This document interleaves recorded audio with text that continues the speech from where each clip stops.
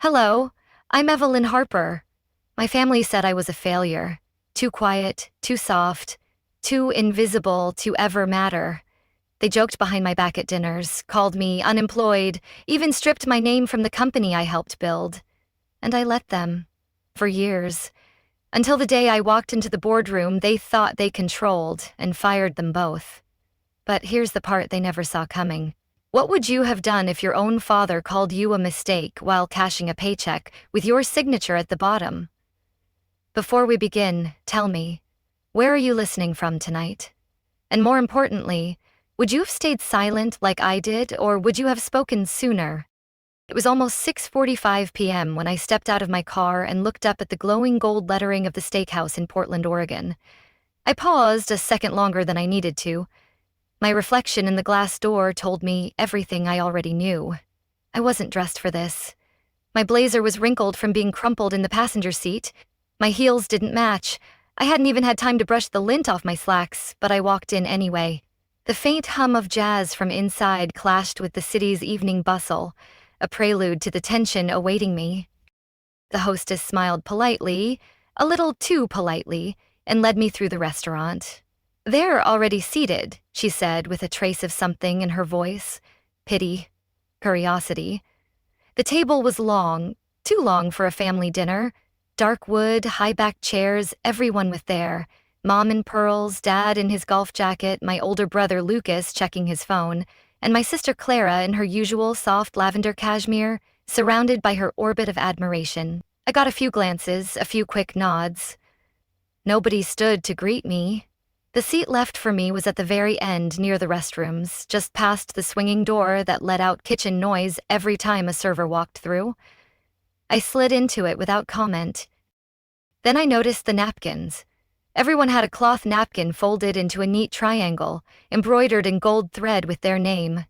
Clara's looked like it had been steamed, even my father's, say Walter. But mine? It was a single sheet of paper towel. Not even a proper paper napkin, just a cheap, torn-off square folded in half and dropped next to the plate.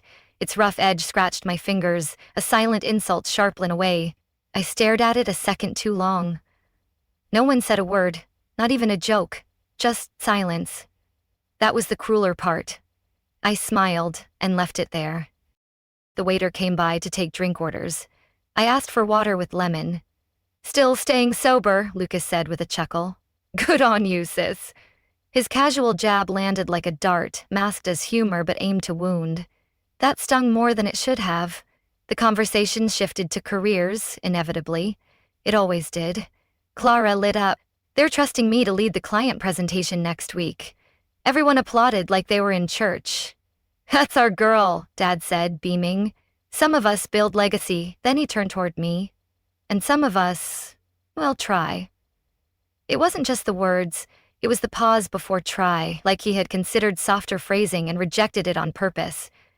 His smirk, sharp as a blade, cut deeper than the words themselves. I didn't respond. I folded the paper towel once more and set it neatly to the side. Clara leaned toward me. "Well, at least you've got all this free time. Must be nice. Honestly, not everyone's made for the grind." Her smile was saccharine, her words dripping with condescension. More laughter. Polite, controlled. Even Mom smiled, though she quickly redirected. "Anyway, Lucas, how's the renovation coming along on your backyard deck?" I took a sip of water, at least sipped on my tongue. They thought I was jobless. They had thought so for months now. After I left my last position, quietly, on my terms, I didn't correct their assumptions. I let them believe what they whispered. "She's drifting. Maybe she's on unemployment." She was never as driven as Clara. Let them think, because what I was building was the very floor they were standing on. I looked around that table. Cherrywood, fine china, a bottle of wine that cost more than my first paycheck out of college. The air smelled like truffle butter and arrogance, and they didn't even realize. They were eating in one of the businesses I owned. The steakhouse's warm glow masked the irony, its elegance a facade for their ignorance. The server returned with the check, placing the leather billfold beside my father. Clara snatched it. No, I got this. Don't worry, Dad. One day, Evelyn can treat us once she's back on her feet." Everyone laughed again, short, controlled, like a sitcom laugh track. Her patronizing tone echoed in the room, a public dismissal of my worth. I looked up at the server. "No need," I said. "It's already paid for." Clara blinked. "Paid for?" I nodded. "House account." Dad frowned. "House account? What do you mean?" I picked up the crumpled paper towel, held it between two fingers, then set it gently back down. I met each of their eyes one by one. "The house you're sitting in." The weight of my words hung in the air, a quiet detonation they couldn't yet grasp. I pressed the napkin down gently, then stood, nodding to the server as I passed him. I didn't wait for another comment or even for their reactions to settle. I walked out before anyone could summon the nerve to ask a real question. The night air outside was cool against my skin. I pulled my coat tighter as I crossed the street to my car, keys already in hand. The streets of downtown Portland were alive with laughter from other tables, clinking glasses, headlights streaking by. The city's pulse contrasted with the stillness I carried, a calm born of long-buried resolve. I slid into the driver's seat and closed the door, letting the silence drop like a curtain between me and all of them. As I drove, I didn't turn the radio on. I didn't call anyone. I just let the city move past my windows. My fingers rested on the steering wheel, still remembering the texture of that embroidered napkin, the way it felt against my fingertips like silk dipped in irony. The city lights blurred into streaks, each one a reminder of the empire I'd built in their blind spot. A red light caught me just outside the industrial district, where the shine of downtown turned into dull concrete and faded signage. My eyes shifted left, and there it was, still standing, the warehouse. It hadn't changed much. The paint on the siding was peeling worse than it used to.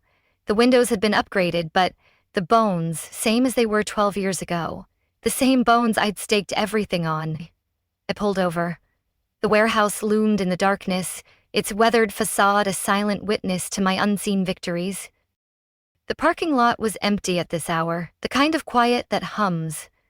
I stayed in the car, engine idling, and let my mind rewind. That building had once been everything. When I was 23, in 2013, I signed the lease with what little savings I had from tutoring and part-time gigs. The space was bare, just old cement floors and a leaky roof. But it was mine. I turned it into my launchpad. I had this vision. Logistics automation software that could track, optimize, predict delays before they happened. But I knew no one would take me seriously. Not with my name, not at that age. So I created a fake consulting firm and used that name to pitch. Built everything from scratch, coded all night, taught myself server management, cold emailed companies while working double shifts. One Sunday dinner back then, I told my family about it. I remember Clara's reaction like it was yesterday. She smirked, fork paused midair, and said, "What is this, like nerd fiction? Sounds like something out of a B-list sci-fi movie." Dad didn't even look up from his glass. "You need to think about a real career, honey. Something steady. HR would be a great fit for you. You're organized." Their laughter rang in my ears, a dismissal that fueled my sleepless nights. They didn't ask questions, just moved on. I laughed along with them that night, but when I got back to the warehouse, I cried for 20 minutes on the concrete floor, then kept writing code. Months later, I landed my first real contract with a major freight company out of Washington. They didn't care who I was. They liked results. The system worked. But when I shared a sanitized version of the data out of naive pride, Clara took it, I dressed it up, rebranded it. She presented it to her company like it was her brainstorm. I didn't find out until Thanksgiving 2013. I walked into the living room and saw my dad toasting her in front of the family. "To Clara," he said, "for saving the project at her firm. She's got a mind like a general." No mention of me, no footnote, no wink, just erased. The clinking glasses felt like a theft, each cheer erasing my contribution. I stood there holding a pie I'd spent 4 hours making and felt my face flush. Mom clapped. Lucas high-fived her. I sat in the corner and kept quiet. That was the moment it shifted. Not just that I was invisible, but that they were rewriting the story and leaving me out. I didn't correct them. I didn't pull out the emails, the screenshots, the code with my digital signature. I filed everything quietly, permanently. Each document was a vow, a promise to reclaim my story on my terms. I promised myself that if I ever got to tell the story again, it would be on my terms and with receipts. My eyes came back to the warehouse in front of me. It was no longer a shell. It now housed a shipping startup, one of several under my holding company. I didn't use my name on most things. I learned early it was better to be underestimated. But the signature on that lease, it was mine. The building they dismissed, I owned. And every paycheck my father and sister earned passed through systems I'd written in that very warehouse. They had no idea the jobless girl they mocked still signed the lease on every office they worked in. I left the parking lot without turning my head again. The warehouse faded into the mirror like it never mattered to anyone but me. The drive home was quiet, just the sound of tires slicing pavement, and my thoughts looping back to the way Clara had looked at me when I said, "House account." She looked like a magician whose trick had just failed in front of a sober crowd. Her stunned silence was a fleeting victory, sweeter than any applause. It gave me more peace than I thought it would. When I got home, I didn't bother unpacking my purse. I kicked off my heels, poured a glass of water, and let the silence settle. The walls of my condo didn't echo with laughter, but at least they didn't echo with judgment either. I left my phone charging on the kitchen counter and went to bed. At 6:38 a.m., I woke to the sound of buzzing, ping, ping, ping. The screen lit up before I touched it. 27 unread messages in the family group chat. My thumb hovered over it. I already knew what I'd find. That familiar gut pull before opening something you didn't ask for but couldn't ignore. Clara, was that a flex or a cry for help? Dad. She's always had a flair for drama. That's why she couldn't hold down a real job. Mom, don't be harsh. She meant well, I think, Clara. Or she's having another one of her breakdowns. The last word hit like a slap. That was the label they'd given me years ago when I stopped attending Sunday brunch after working 80-hour weeks. When I missed a wedding because I was flying back from San Francisco with a signed merger contract in my briefcase. Breakdown. Their words stung like a rehearsed script, each message a nail in the coffin of my erased identity. My eyes didn't even blink.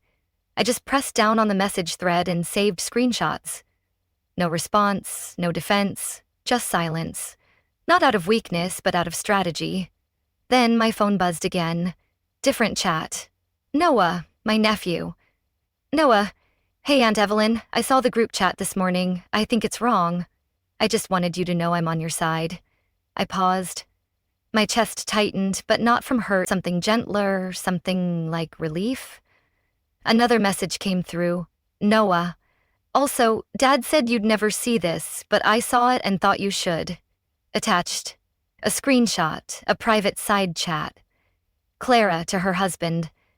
Don't worry, once Dad retires, the VP spot is mine. No way. HR or the board takes Evelyn seriously. She's just the quiet one who shows up at galas. Her words were a cold confirmation, a blueprint of their arrogance. I read it twice, then once more slowly. The quiet one.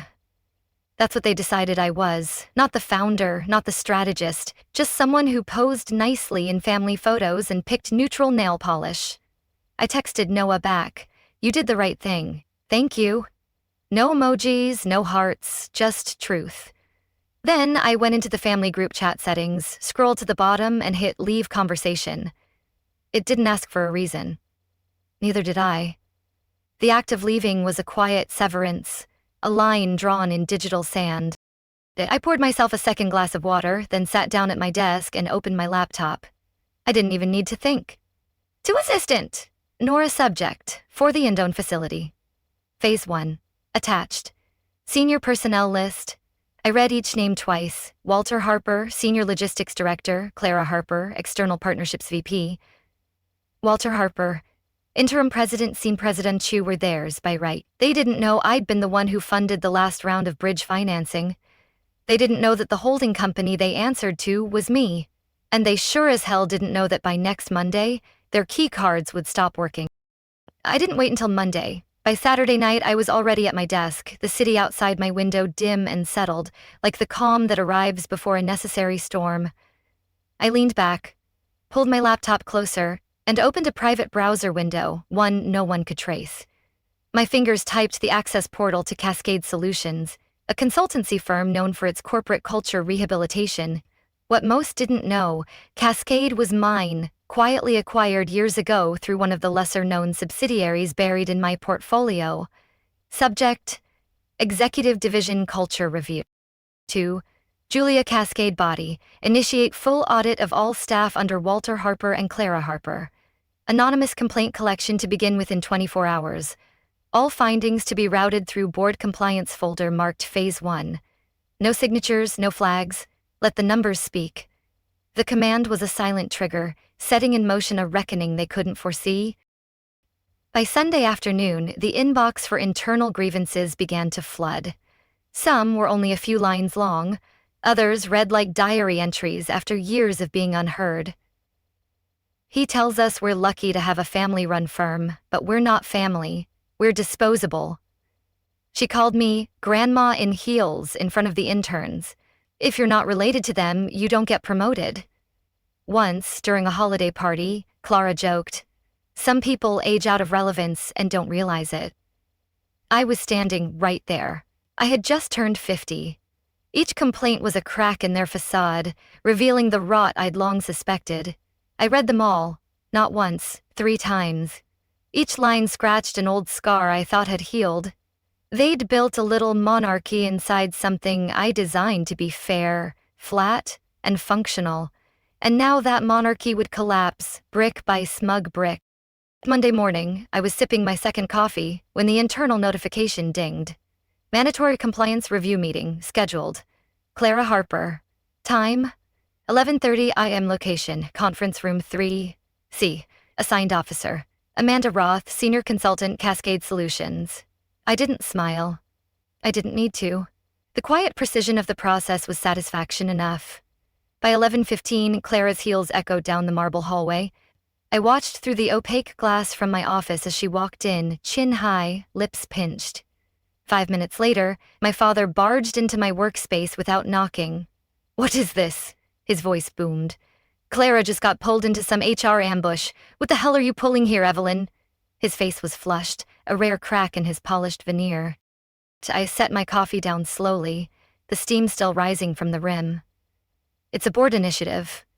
You know how everyone's talking about transparency these days?" He glared at me like I'd slapped him. "You think this is funny?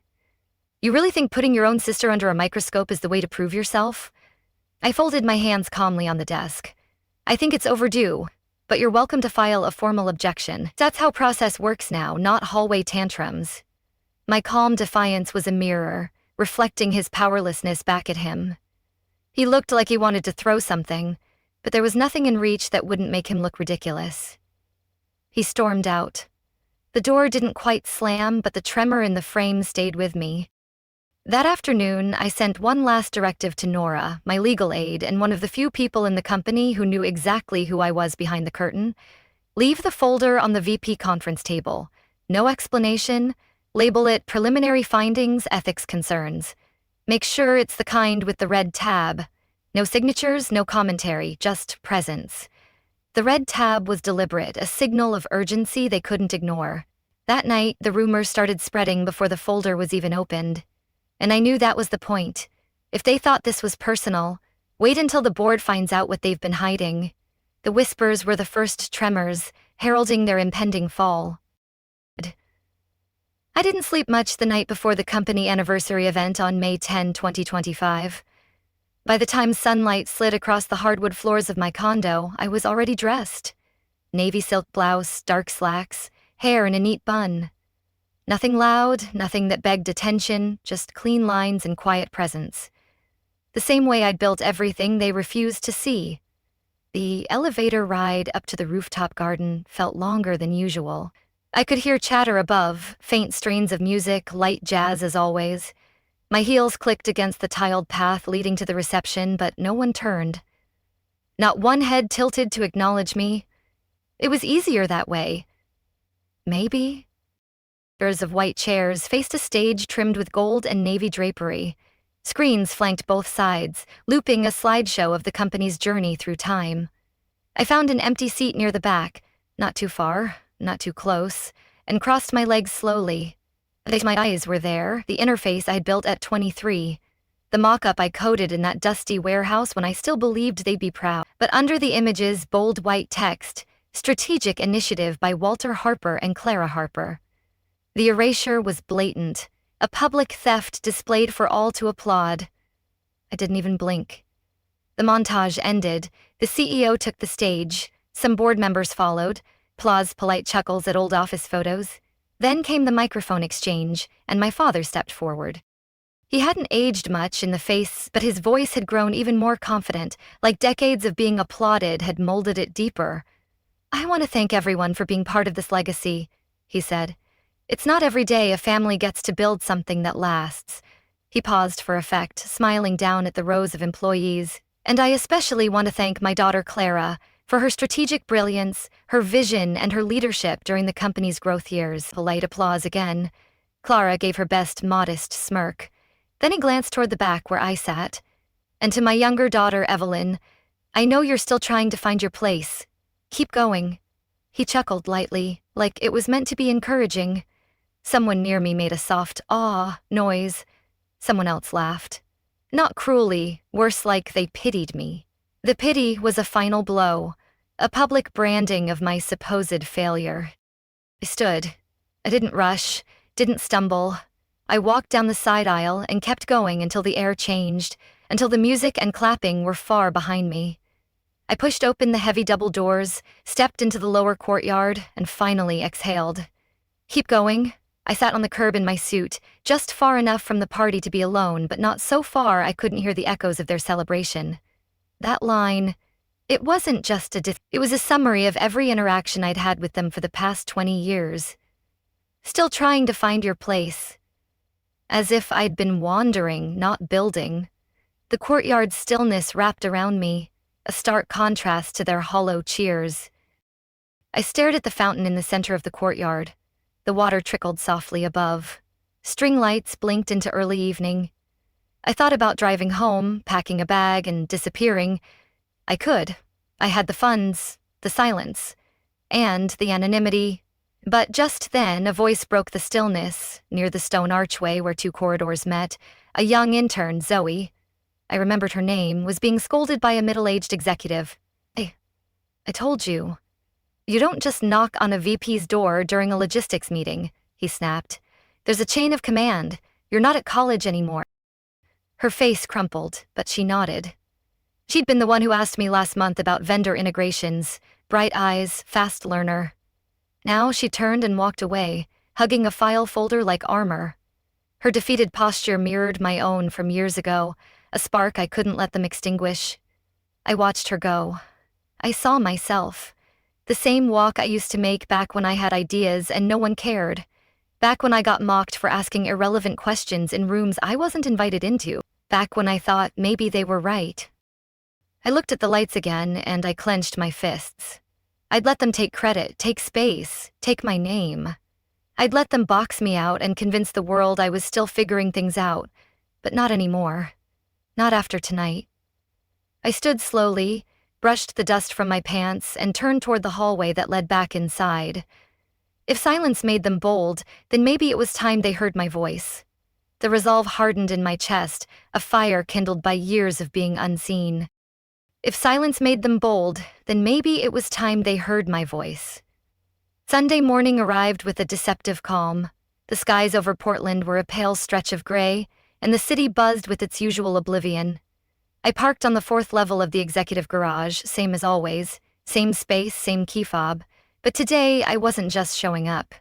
I stepped out of the car, straightened my blazer, and tapped the Bluetooth in my ear. "Begin phase 2, I said, walking toward the service elevator quietly. "Yes, Miss Harper," my assistant replied without hesitation. The elevator's hum was a prelude to the upheaval I was about to unleash. As the elevator doors closed behind me, the system began what we called a silent lockdown. No warning banners, no system-wide announcements, just selective access changes in the back end. It was surgical, clean. By the time I reached my office, the IT security team had already begun implementing the protocol. I stood at my window and watched the courtyard far below, where employees were just trickling in. None of them knew that by lunch, certain doors wouldn't open for certain people. I logged into the admin panel. At the top of the list, Clara Harper and Walter Harper, both flagged with executive security override revoked. The screen's cold data was my silent army, executing justice without fanfare. I didn't smile. This wasn't about revenge. This was about control, reclaiming what I should never have lost in the first place. At 9:02 a.m., a notification appeared on my screen. Access denied. See Harper HR server login, attempt blocked. Then another. Access denied. What Harper Financial Archives entry request rejected. I turned toward my assistant, who stood at the edge of the doorway with a tablet in hand. Make sure their reader isn't undocumented. She nodded once and left the room, her quiet efficiency. By late morning, a ripple was already forming. Clara had stormed into HR, demanding to know why her credentials weren't working. I didn't need to be there. I had logs, timestamps, security footage. I let the data speak. But by noon, retaliation came. It was laced with concern, the kind that hides its claws behind words like unfit and erratic behavior. The file's metadata told me everything. It had been created the night before on a device registered to Clara's assistant. I'd seen that laptop's IP address before. It was used to prepare her quarterly reports. Sloppy. The PDF's timestamp was a careless confession, exposing their desperate counterattack. I closed the file and stood. I didn't need a meeting. I just needed a hallway. She didn't see me coming at first. Her heels clicked fast down the corridor, chin high, face tight with false calm. When she noticed me, she hesitated, but only for a second. If you're going to leak fake documents, I said, my voice even, at least encrypt them better. She blinked, then narrowed her eyes. You're just bitter Dad didn't choose you? Did he choose you? I asked. Or did you just talk louder while I was building everything you stood on? Clara tilted her head. He never saw you as a leader, Evie. He never even saw you as competition. Her venom was sharp, but it glanced off the armor I'd forged. I took a step closer. No, I said. He never saw. Period. My words landed like a quiet verdict, stripping away her bravado. I didn't wait for her rebuttal. I walked away before the sting of my words had even settled in my office. I sat down and typed a final message to Legal, HR Ethics Committee. Subject: misconduct findings. Full board review required. I didn't copy Clara. I didn't copy my father. I just clicked send. Then I opened my planner and made a note. Monday, May 12th, 2025, 10:00 a.m., full board meeting, room 9B. They wouldn't see the meeting invite until it was too late. The note was a quiet promise, a countdown to their reckoning. The time they realized the meeting wasn't optional, the boardroom door had already locked behind them. They'd barely taken 2 steps into the conference room before the door clicked behind them. Not a loud sound, just a clean, mechanical lock, the kind that left no doubt it wasn't opening again anytime soon. I was already seated at the head of the long walnut table, the board to my left, legal counsel across. No one said anything. The silence did the work. The room's sterile air was charged, a silent jury awaiting their judgment. My father frowned. What's this? Clara's stilettos slowed as she glanced at the room, eyes darting from one face to another. Another compliance check, she asked, forcing a half-smile like it might still charm someone. I motioned calmly toward the frosted glass behind them. The doors are sealed for confidentiality. You'll want to sit. My voice was a steady command, unshaken by their presence. They hesitated, then took seats heavily. The chairs scraped like warnings. I leaned forward slightly, voice even. Let's begin. I passed a stack of folders to the board secretary. One by one, the members reached for theirs, flipping open the covers. Inside, incorporation records, transfer memos, shell company diagrams, and then the real surprise. My name. Majority shareholder. The documents were a silent thunderclap, revealing the empire I'd built under their noses. Silence swept the room like a cold wind. My father's jaw clenched. This is nonsense. Is it? I asked, tilting my head. Because the Secretary of State's office in Oregon seems to think otherwise. So, does your signature right there? I pointed, transferring Class B shares to a firm I happened to control. He flipped through the pages faster now, hands trembling just slightly. Clara hadn't moved. Her fingers hovered over the folder's edge like it might bite. "This is a trick," he muttered again, more to himself than anyone else. "No," I said, voice steady. "This is history. Yours just didn't include me." The truth landed like a gavel, unyielding and final. The air felt dense, still. You could hear breathing, shuffling paper, nothing else, until I reached into the side pocket of my blazer and pressed a slim black remote. "Let's review culture," I said. A speaker in the ceiling crackled to life. Then voices, first unmistakably Clara's. "Half the team's coasting. If you're not family, you don't get a say." Then laughter, my father's voice. "Cut the women out of the room. You save time on the back and forth." A board member stiffened. Another looked down at the table, blinking rapidly. The recordings were a raw exposure, their own words condemning them. I let it play for another 10 seconds. Then I clicked pause. "Those were captured 3 months ago. Your quarterly offsite, drinks and all." Someone cleared their throat. "I believe the board has applauded the wrong people long enough," I said. "Let's take a closer look at what you've really been clapping for." More shuffling. The legal advisor at the far end opened his own folder and pulled out a memo. "These statements and others compiled during our investigation," he said, "appear to violate the company's ethics charter. The breaches, when paired with share manipulation and suppression of rightful credit, trigger mandatory contract review under Clause 14. Clara's face had gone pale. My father leaned back, no longer speaking. That, perhaps, was the loudest sound in the room. The chairman folded his hands. "Mr. Harper, Ms. Harper," he said slowly, "your resignations are expected before close of business today." My father opened his mouth, then closed it again. Clara's voice cracked. "You can't do this." I stood, straightened my blazer. "You wanted to erase me to protect your illusion of power," I said, looking at them both. "Well, now you'll be erased from the very thing you tried to keep me out of." My words were a final verdict, delivered with the calm of absolute certainty. Then I turned, walked to the door, and nodded once at the assistant waiting outside. The lock clicked open behind me. They had written me out of the company history, so I rewrote the ending. The boardroom air still clung to my clothes when I got back to my office. I didn't sit. I didn't exhale. I walked straight to the window, pulled back the blinds, and stared out at the city skyline like it owed me something.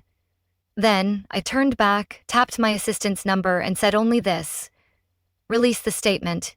20 minutes later, the press release was everywhere, headlines read like thunder. "Company to undergo major reform after internal ethics shakeup. New leadership declares zero tolerance for discrimination and nepotism." My name was on it for the first time, without disguise. Evelyn Harper. The release was a beacon, illuminating the truth I'd long kept hidden. Hundreds of emails and messages poured in.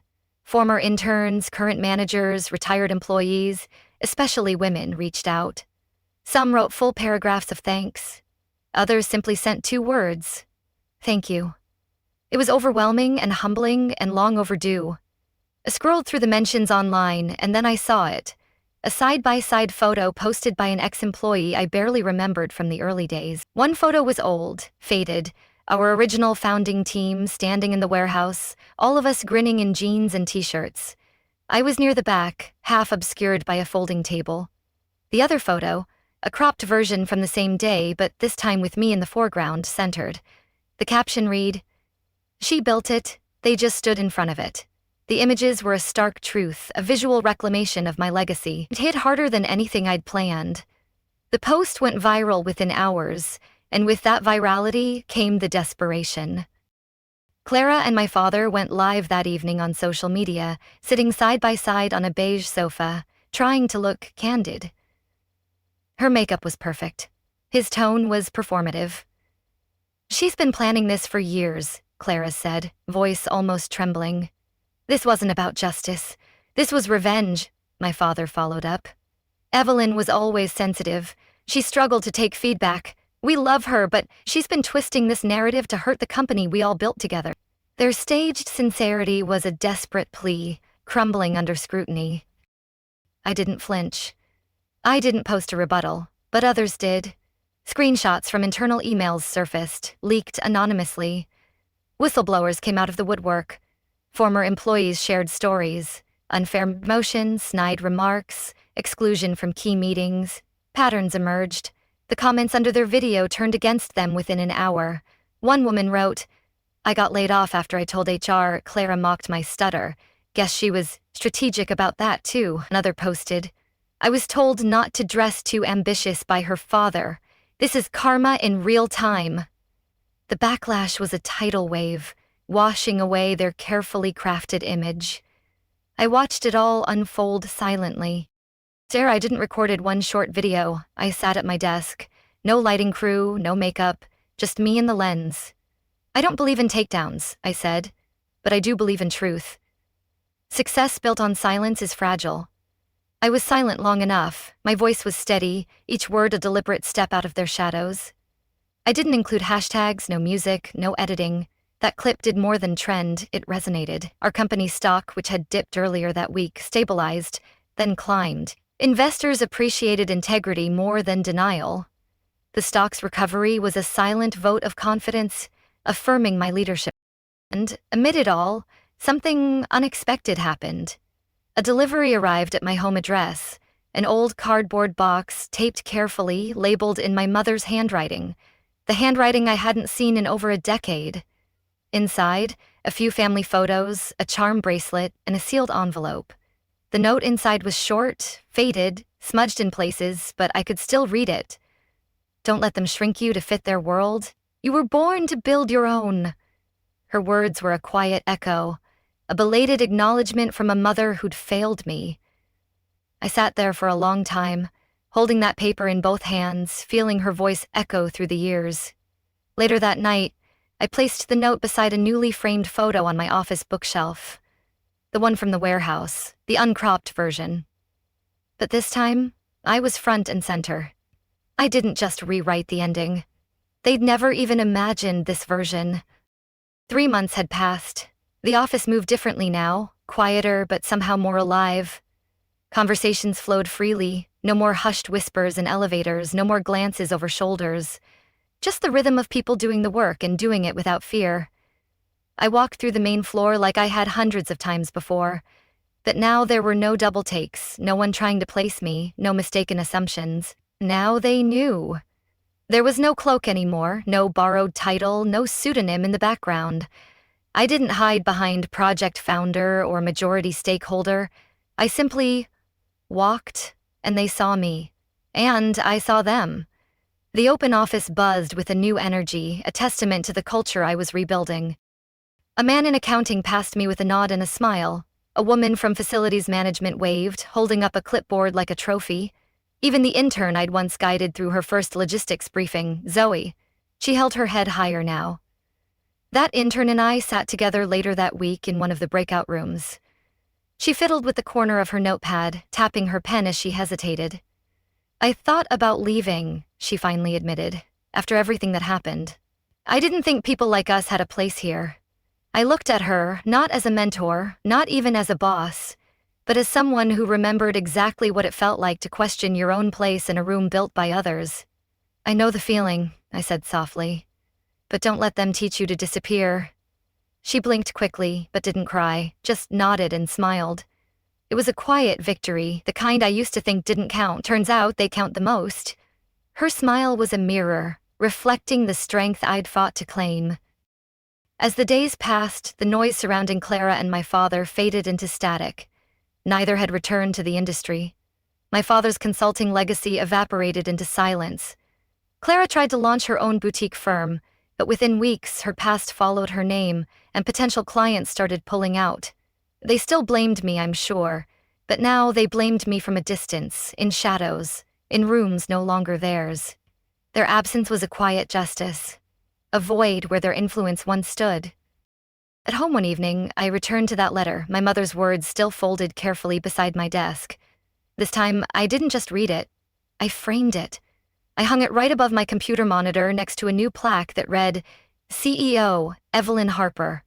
No more initials tucked into email footers, no more edits to other people's speeches, no more seats in the corner of tables I helped build.